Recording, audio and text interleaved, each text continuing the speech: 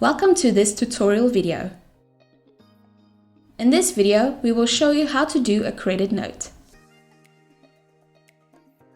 Before we continue, a credit note is only used in the following scenarios: when the incorrect patient has been invoiced/billed, and when the incorrect items or procedure codes were used. In other words, a credit note will cancel the whole invoice for a specific service date. Please take note that if this invoice has been sent as a claim to the medical aid, you must first reverse the claim and then you can continue with the credit note. Now, there are two starting points to do a credit note. The first standing point is from the booking in the diary. Click on the booking and then click on the Account Details button on the diary side panel.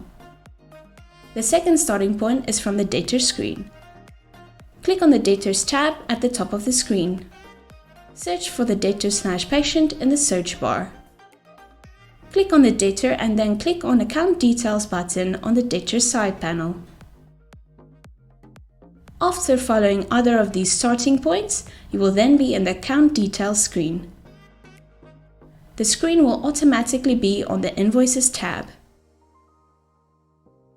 In this tab, click on the invoice you want to do a credit note on. After clicking on the invoice, extra features will then be available. One of these features include the Credit Note button. Click on this button to start with your credit note. An attention pop-up will ask you to provide a reason as to why you are capturing this credit note.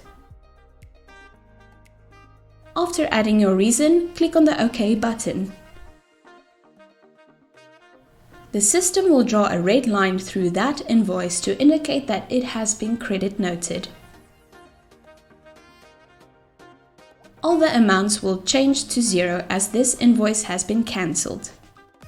To do a credit note due to the incorrect items or procedure codes that were invoiced/billed, please see our How to Do a Redo Transaction video.